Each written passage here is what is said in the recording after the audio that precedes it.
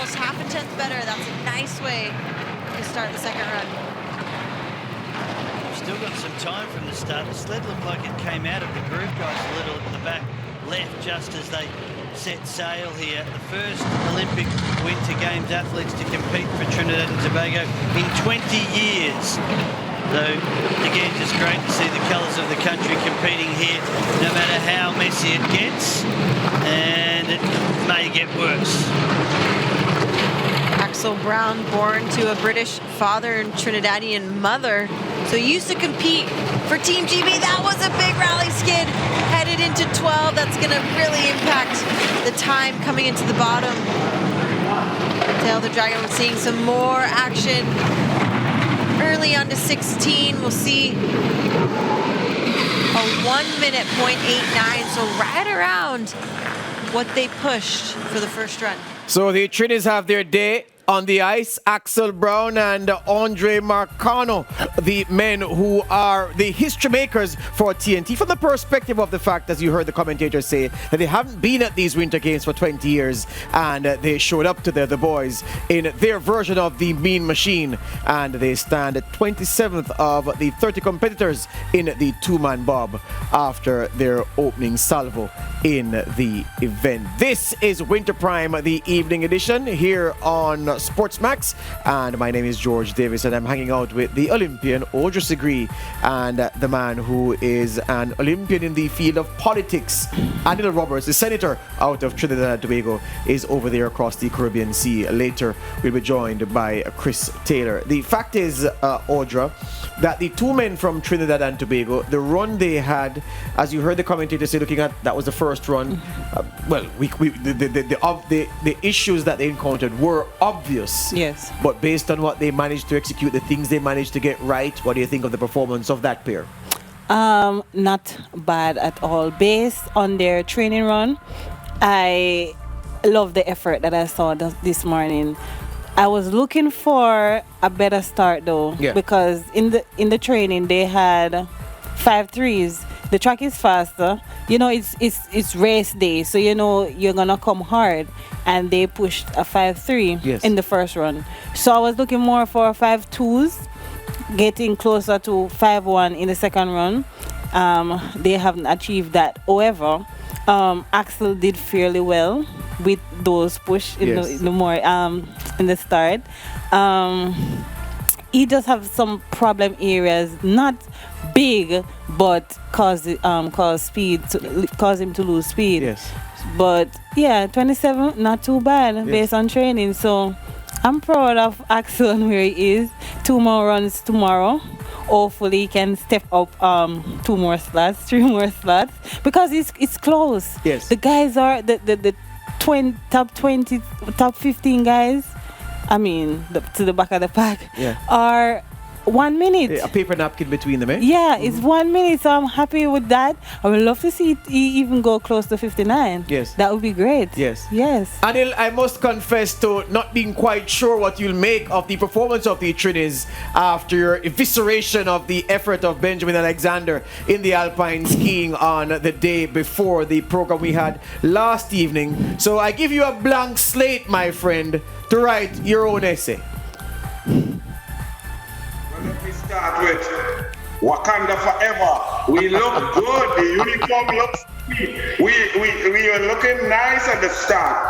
However, Marcano got a little bit excited because he wants to do so well that he lifted the sled up instead of pushing forward, and that's why the start was slow. I'm hearing that he has a bit of an Achilles injury, but I must say, Axel Brown, what great driving. I was very impressed to do a minute 0.81 and then a minute 0.89. Having not been on this track before, not being selected in time to test it out, I was very impressed. I was proud to see the red, white, and black come down there with some skill, with some class, and being competitive. And of course, George, it's not very often that I can say in these days that we beat Jamaica. And if I beat my brothers in Jamaica, I feel very good. So it was 2 good runs. I'm proud of them. They look good. They carried the flag with pride. They deserve to be there, and I cannot complain. Yeah, the race is not yet over, Anil. We're just at the penultimate way station. There's still a ways to go. And speaking of the Jamaicans, Audra, Shanwayne Stevens and Nimroy Turgot, they're on their 30th of 30, which is why Anil is waving the flag and doing the bacchanal at this point. He's premature with his celebration. Don't know if he's premature in other ways, but we leave that alone. Talk to me about the Jamaican pair, the two-man bob. Okay, Shanwayne and Nimroy Turgot. Nimroy, I expected him to push 5-0s. Reason being, he pushed 5-1s, 5-2s in training. It's race day, you know. I was expecting more, but however, he pushed a 5-1. Not too bad, not the worst. And I think he did his best based on training. He has some hip injury. Yes. Shan, I was expecting more from Shan. I was expecting, cleaner stuff based on the training runs. Yes. I thought he was coming out to just lay it down on the first heat. Yes. Didn't happen. However, also in the second heat, he did the same thing, which I was a bit disappointed because I was saying, I know you saw that mistake, and that mistake was his issue in training also. Yes. I was assuming he was watching the monobob ladies, seeing how they drive, because that's also a technique man run. You understand? Yes. You're seeing the runs over and over. You're seeing different approach, the different corners and stuff. However, he made the same mistake twice, which cost him. Well, we are in 30th. But as you said, it's not over yet. We still can pull it off. 101. I was looking for 1 1 minute closer to 59 because of training runs. Yes. It shows that you can't use training run in a major competition. It's the person that show up on the day counts. Yeah.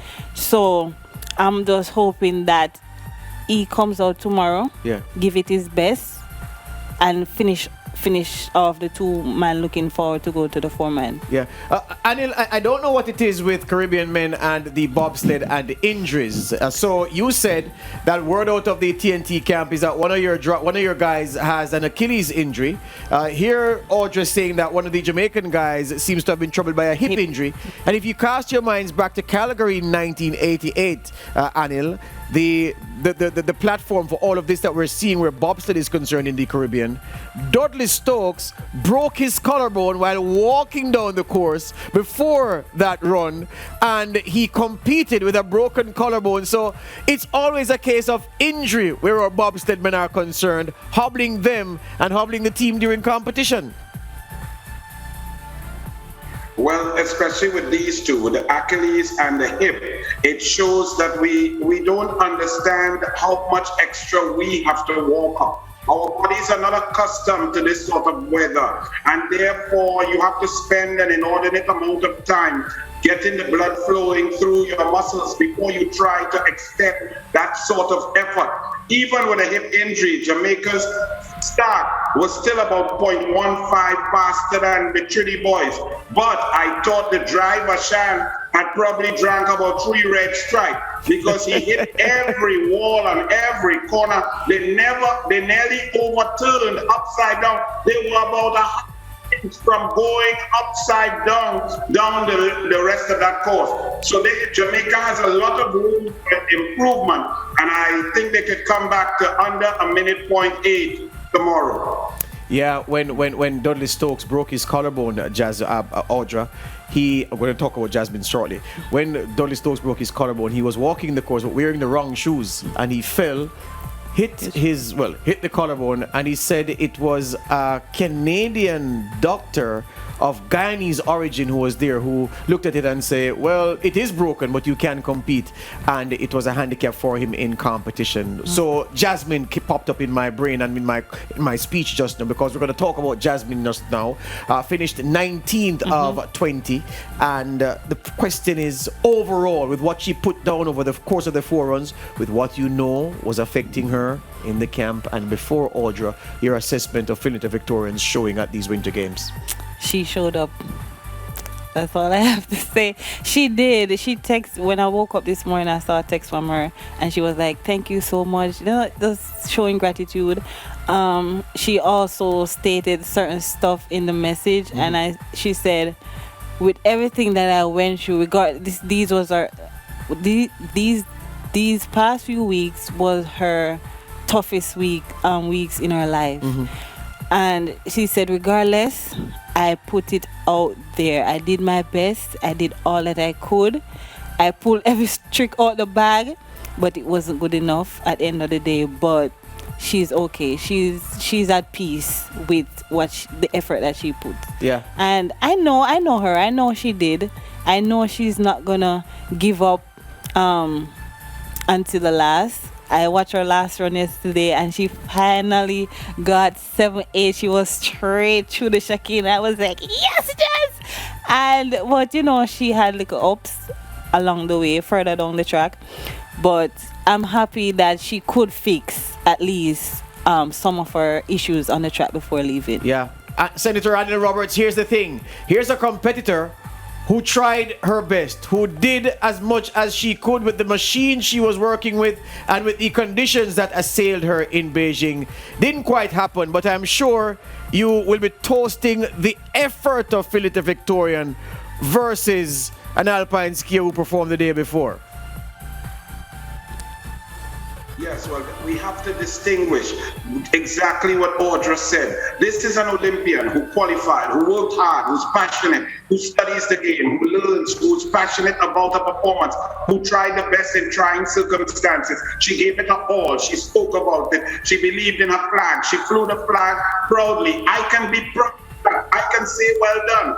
I cannot accept somebody going down a hill like a 4-year-old on a learning slope. That is not Olympics, and that cannot be compared to what we're seeseeing. We could see that the Victorian was comparable to the best in the world. She's just 2 seconds off. She's about a second and 0.3 off the top 12. Right there, she deserves to be there. With some hard work and continuing, Jamaica can be proud of the effort. That is the Olympic spirit. I'm sorry about the other guy. The other guy, I think he needs to apologize to all black people across the world. He needs to apologize to Nelson Mandela.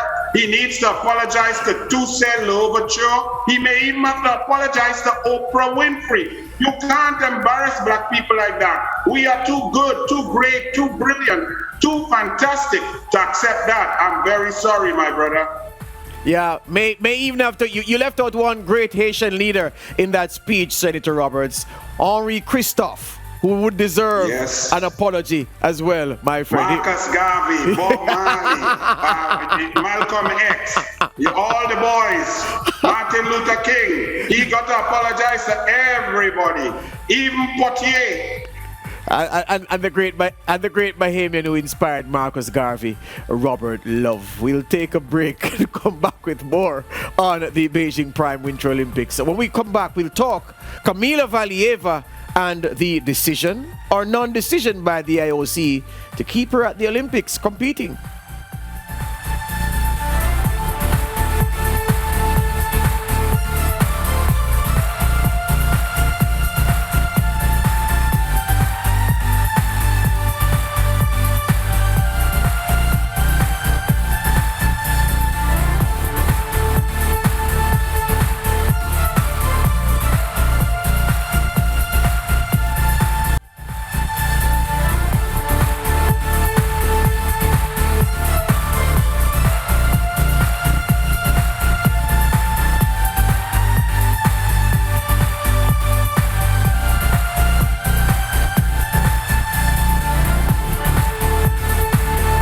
She was supposed to be the biggest star of these Beijing Winter Games, and when she took to the ice in the team figure skating competition, we saw evidence that suggested nobody would eclipse the talent of Camila Vallieva. But she's been the talking point, she's been on the lips of the world's media and in the spotlight of the glare of controversy ever since news emerged that she had failed a doping test on the eve of the Olympic Games.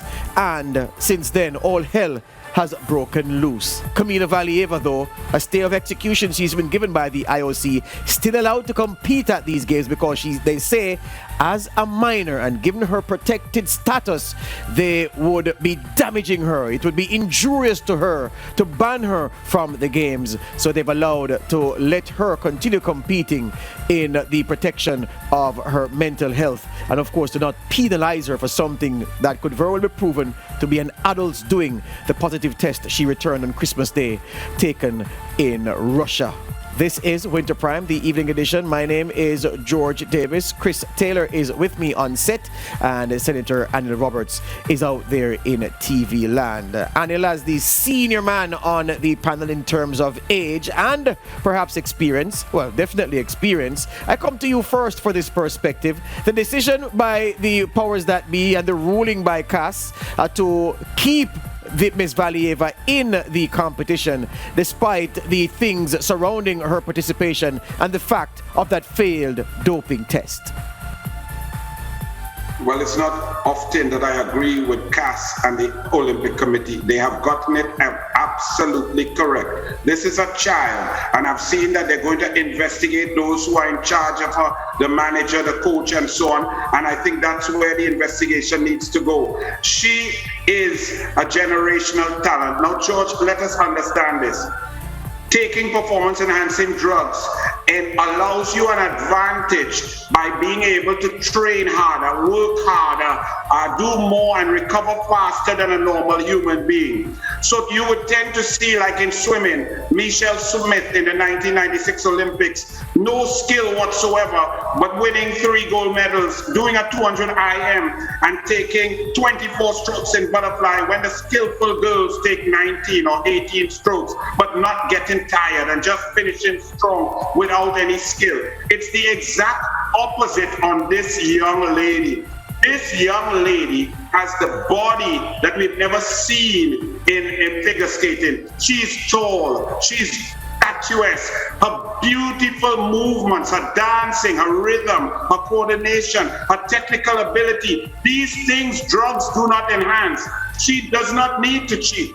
So it is clearly some coach or some miscreant who gave her this substance, because drugs won't make you do this beautiful long movements when she's doing her pirouettes and her spins and her jumps.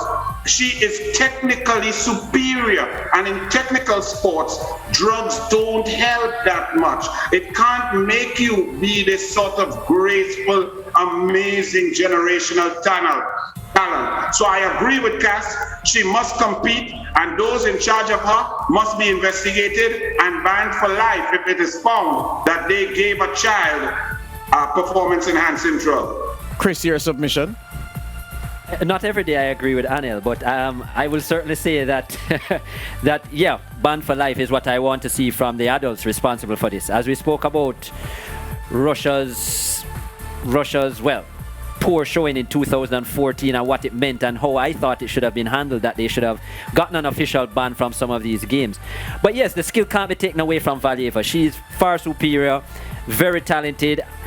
The drugs will make her do it for longer and wow us more, because her endurance will increase. But in terms of her ability and the skill, that can't be taken away. They can't remove that from her. So even in this competition, even if she was to fall because her mind is not totally there, I think what she can achieve with her skill and what she can do, her movements, her flexibility and agility, I think that, she will be far ahead of the rest.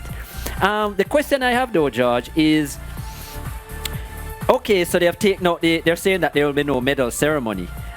She won't get, she and the other athletes won't receive the medal, and they won't have a ceremony. So where are they going with that? Because for many of these athletes, the major thing, we know that Russia can't hear their anthem, but the major thing for these athletes is about receiving a medal and being titled the world champion or whatever. So if the athlete is not going to benefit from that, what is the point? So I am interested to hear where CAS, even though I agree with that decision, where they are going with it regarding Valieva stuff, because there's no doubt to me that she is going to outperform the rest of the field. And Anil, that is the multi-million-dollar question, my friend, because those ladies who participated in the team event will see no medals, will see no ceremony until this thing is decided. Worse, the ladies who will compete in the individual events. Now, let's do the numbers. If each of the 4 people who are involved in the team event, yeah, so take Valieva out, so her 3 teammates. The 4 from the silver medal finishing country, that's 7. The 4 from the bronze medal winning country, that's 11. Then the 3 women who would medal in the individual event, so that's 11 and 2 plus Valieva, that's 13.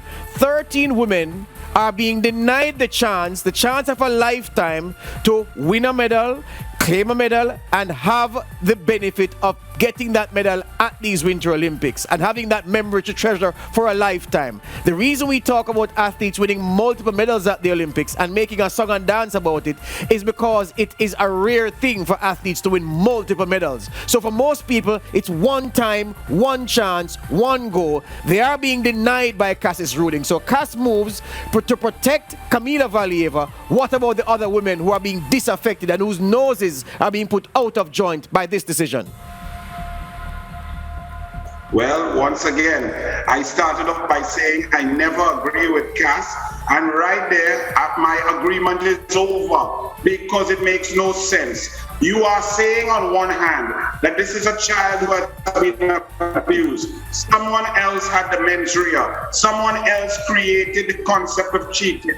This child probably never knew what she took. She thought it's vitamins. She thought it's supplements. You can see in her face that she's confused and she doesn't know what the concept of cheating is. But then you come and say all the other people who competed and did not test positive cannot get their medal, and then those in the event that you are allowing the child to compete in, having said that she's not culpable, you're punishing all others, including her. So again, CAS is confused, and they need to straighten out their rulings.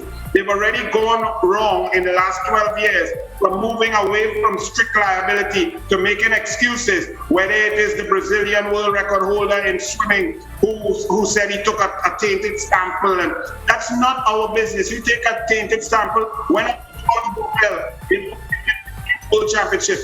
Doesn't drink a water if he puts it down. We get a new one straight from the fridge, or I hold it in my hand. He does not eat beef because he knows in certain countries, like when he went to China, that some places use steroids to let the cows grow quickly. He does not eat that sort of stuff. He's very careful. He reads the labels. He checks his stuff.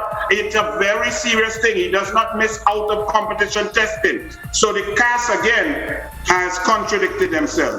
And the fact is that they have created a situation, Chris Taylor, where the most vocal critics of the decision obviously are the Americans, who came second in the team event. The Canadians have added their voice.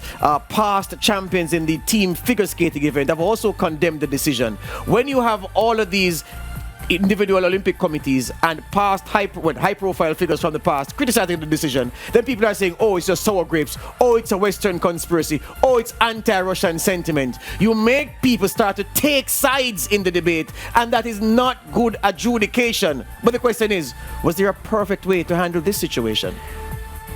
Well, the perfect way would have been that none of this would have happened in the first place. But yes, it's a very confusing situation. It's something that it's obviously they have not had the time to fully discuss this thing and come out with a situation that would benefit all without making themselves look like a joke. But the question is, do they take the hit and let themselves look like a joke and take care of the athletes? You see, how many of these committees and bodies, they want to protect their image as well at the expense of an athlete. Yeah, Anil, here's the thing again, as we wrap this point, Anil Roberts. The point is this, and I've been saying this on the SportsMax Zone in discussion with myself and Lance and Mariah, and I'm saying the issue of everybody has rights can't hold, because the clash of rights, somebody's going to lose out. Camila Vallieva has a right as a child to be protected. But every other athlete competing in her events at the Olympics has a right to win their medal and be presented with their medal at the Olympics.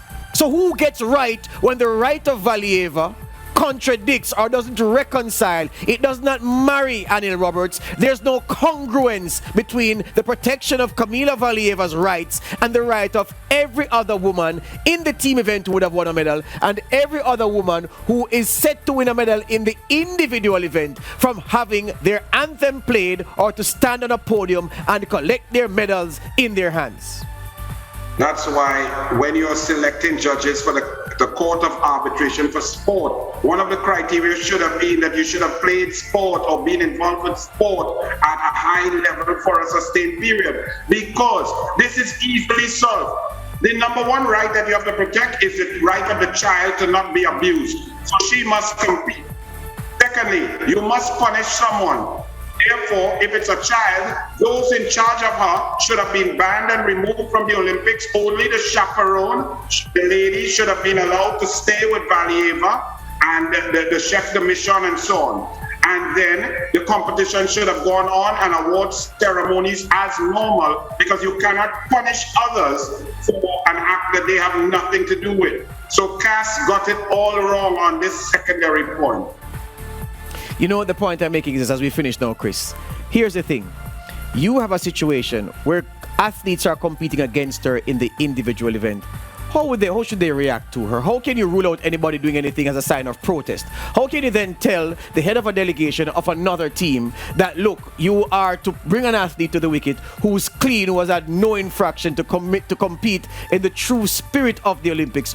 All of that is made ridiculous. And you are, in protecting Camila Vallieva, you've put her in the invidious position as being paraded as a drug cheat, competing amongst us clean athletes because the IOC didn't want to hurt her feelings. That's the position they have put, the Court of Arbitration of Sport have put her in by virtue of today's decision. And it is bad for sport. There's no winner out of all of this. No, totally agree. And even from a Valieva point of view, let us even look at her, for example.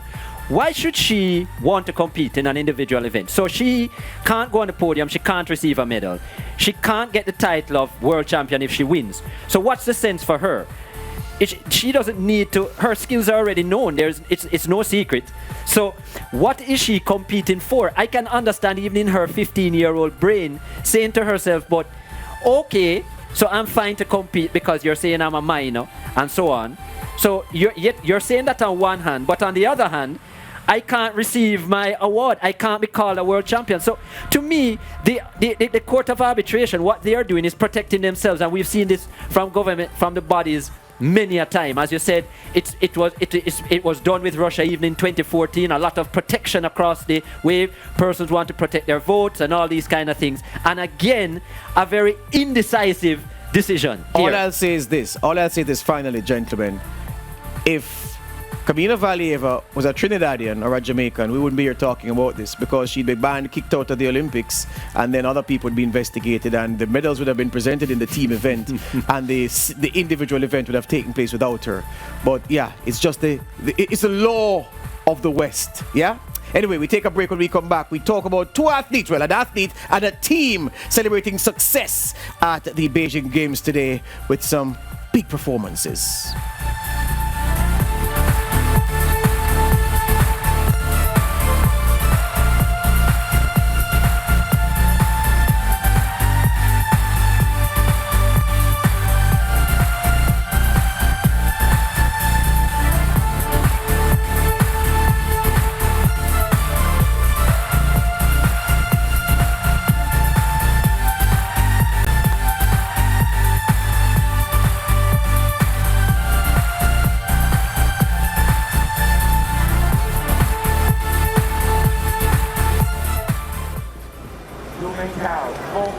Olympic medalist, silver in Sochi 8 years ago, a silver in the mixed aerials here in Beijing.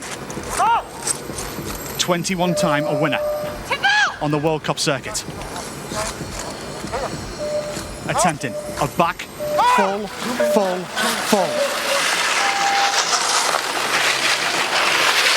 Zhu Mengtao laying it all out and putting it down on the landing. A massive roar from the crowd here at the Zhangjiakou Genting Show Snow Park.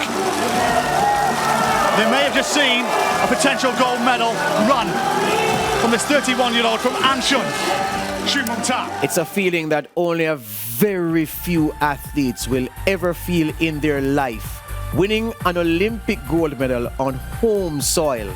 Zhu Mengtao in front of her Chinese lovey-doveys, nailing it on the freestyle skiing. Look at this. Technical perfection and the landing. You'll see from this angle. Oh, showing off their cameras, all right. There you go. And I'm waiting for the landing to come. The twists every inch of the way. She's in control of her body. And when she hits the snow, it is to the audible gasps of her fans inside the venue. Yeah, nailed it. Chris Taylor, this is impressive stuff. What's even more amazing for me is how many of these Chinese athletes have risen to the occasion in their home turf. A lot of firsts for China, and that's really great to see. She has been to 4 Olympics, couldn't get the gold. Now she's on her home turf and she gets it done at 31 years of age.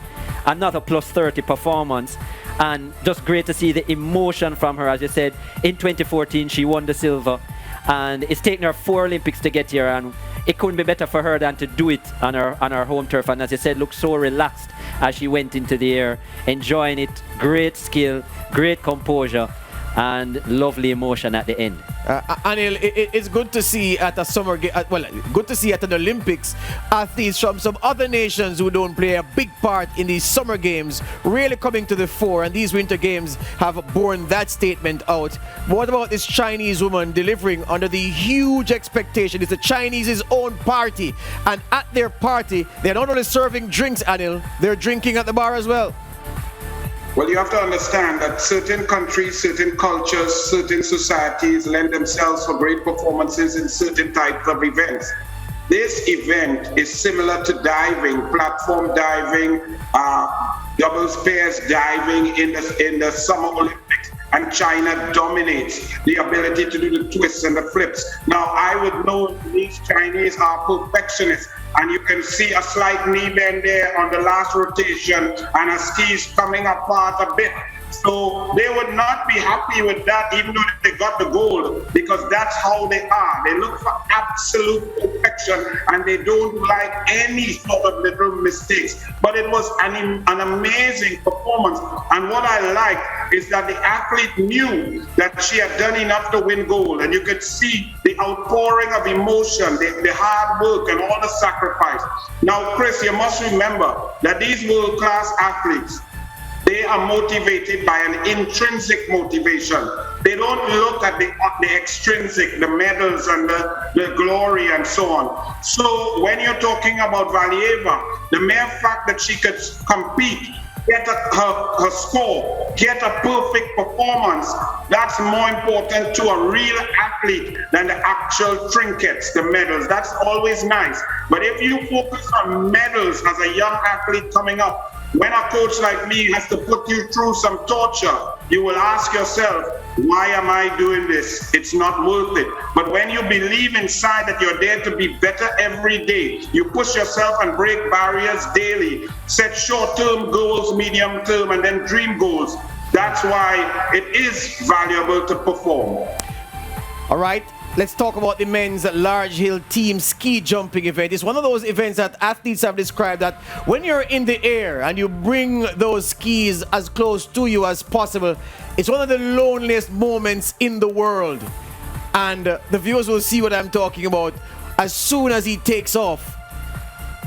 They say that moment, it doesn't look like it lasts for long, but there's a moment in time, the athletes say, when it's just you and nothing. It's just silence. You can't hear nothing. You can almost feel nothing. And then you see the ground appearing rather quickly in your visuals. And then you have to set yourself up for the landing.